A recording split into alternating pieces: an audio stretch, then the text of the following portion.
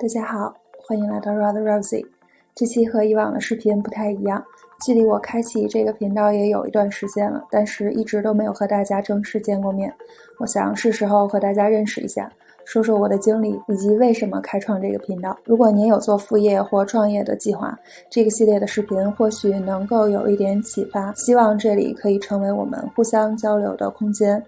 我希望这个方式不是非常奇怪啊，如果您看着比较别扭可以只听这期视频反正是以说的内容为主。我开始创业是在2013年，到今年刚好是10年。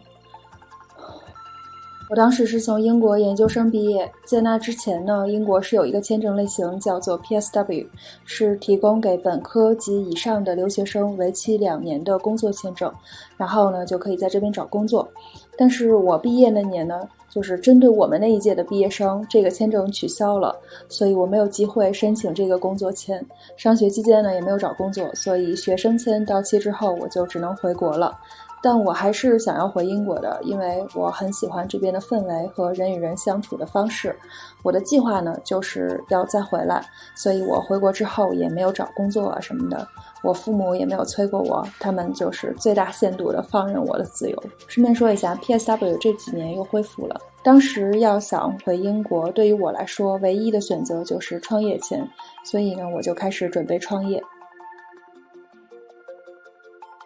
我做的事情是和小众的原创设计有关，我跟很多独立设计师合作，把他们的设计和作品带给更多的有缘人。我从小就喜欢有巧思的小众的设计，所以一直有一个也不是理想或者梦想，甚至都没有一个具体的想法，只是一个小种子，一个大概的想法就是我想要把我发掘到的这些非常棒的设计和作品分享给更多的人，把这些独立设计师的才华带到更多人的面前。所以其实有很多年在潜意识里，我是一直在留意和积累这方面的资源。比如说我去逛街或者旅行的时候，如果看到好的设计，我就会留他们的名片，然后我会潜意识的去思考怎么样能够让这个事情成型。前期的积累确实是有很多，但很分散，很潜移默化的，所以在我决定真正的要做这件事情的时候，就很自然而然的发生了，非常顺畅我多年后回头去看，那个过程之自然，其实也是超乎我的预期的。其实我之前是从来没有想过是要找工作还是要创业就是时机到了，然后就去做了想做的事情。非常幸运的是，我这个项目走得还不错，虽然都是小众设计，但非常有幸的遇到了很多知音人，愿意来支持我和这些设计师。这也印证了我之前的设想，是有很多人和我一样喜欢并且愿意支持小众设计的，同时也印证了是金子就会发光。即便再籍籍无名，只要你用心，只要这个设计是棒的，就会被人喜欢。只是有的时候可能需要一个平台或者机缘来达成这件事情。这样经营了2年之后呢，我积累到了一定的资金和经验，就申请到了创业签，然后回到了英国。其实我没有任何商科的背景，也不懂商业规划呀什么的，对数学和数字更是我的初衷就是单纯的想要做一件事情。我觉得钱重要，但是不是最重要的。如果做一件事情的唯一目的就是钱，那就太没意思了。所以虽然这是个生意，但是我不想让它过于商业化，我不喜欢也不想要让我所做的事情是非常功利性的。我的目的就是想要分享这个世界上除了那些流行度很广、快时尚和 mass production， 其实有非常多非常有才华的独立设计人。我合作的这些设计师，他们来自不同的国家，他们都非常了不起，不仅有这个勇气去创造自己的品牌，并且有才华可以把它做起来。我真的是非常佩服他们。同时我也相信这个世界上有很多人跟我一样是非常欣赏这些独立设计的，所以我愿意去做这个桥梁，在我的能力范围内把好的设计分享出去，然后呢，再从精神上和经济上来反馈给这些设计师。我最开心的时刻不是在一个订单完结的时候入账的金额，而是当我收到客户的来信说，哎呀，这个设计有多么好看，这就是我一直在找的东西啊，谢谢你和设计师的付出。那个时刻是我最开心的。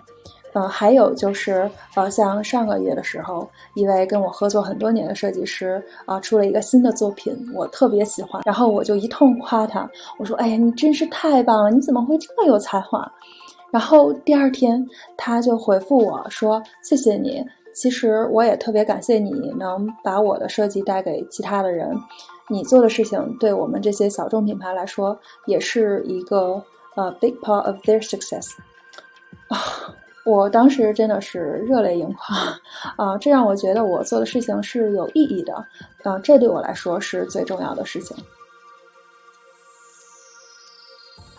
我每天的工作除了整体的统筹 admin 公司的 paperwork 之外呢，在很大程度上其实是类似买手的工作，所以我在平常购物生活的时候会分析一个商品背后的东西，透过他们商家呈现出来的氛围去分析他们的意图，看他们想展示的或者要受众看到的是什么，是一个作品还是单纯的品牌效应，然后再看他们的成本都花到哪儿了，值不值得我去买单反正就是想的比较多。这份工作影响到我的后果就是我变得非常挑剔和高要求，因为市面上有这么多的选择，但是每个人吃穿用度的量是有限的，我只想要少而精的东西。我本身就是一个宁缺毋滥的人，加上这些年也在实践极简主义，所以我要么就不买，要买就买我认为最完美的那个，找不到呢我就等，直到最好的那个出现，有一种超长的延时满足。我是一个非常有耐心的人。也正是因为我比较谨慎，所以在买大件之前，我喜欢在 YouTube 看 review。但是很多时候，我喜欢的东西根本没有人在 review，所以我就暗下决心，等我有了某个东西，我一定要做详细的 review 给有需要的人。所以很多年前，在我心中就种下了这个种子。和我之前创业一样，这几年下来，在潜意识里其实一直是有心理准备的。我的工作这些年其实一直都还挺稳定的，但是前2年我觉得我的生活有点一成不变，所以我很迫切的想要尝试新的东西直到去年发生了很多事情，我开始对人生有新的感知我觉得是时候行动了，不可以再浪费生命，我要开始着手这个计划多年的 project。 那在经过几个月的学习和准备之后，我在去年年中发布了第一个视频。这个新的旅程，一方面我想要探索一下这个全新的领域，另一方面我希望我能够产出一些有价值的内容如果能够帮助到别人，哪怕只是很少的人，我也会非常的开心。我觉得人活着就得做点有意思并且有意义的事情。我为什么选择 YouTube 呢？首先我觉得这个平台是非常伟大的，我自己就是受益者，我可以在这里找到我需要的任何帮助，而且每个人都可以在这里发表自己的见解，传授经验，而且这里有很多有才华的人，卧虎藏龙。 YouTube 是一个大的空间，那每一个频道又是一个个独立的空间，每一个视频都在营造出一个小的空间。那我创造出来的空间，我不希望它是关于我的，我希望是多方的输出和输入，这样的能量才是巨大的。每个观看者都是一份子，我们来共同讨论一个话题。一个人再有能量，发出的光也是有限的。我希望在我这里，您可以分享自己的经验，也可以单纯的诉说坏心情。如果我们能够互相的启发和鼓励，大家的生活一起变得更加美好和明朗。如果是那样的话，就真的太棒了这就是我梦想中的 YouTubetopia， 有管乌托邦。目前为止，我大部分的视频都是一些东西的测评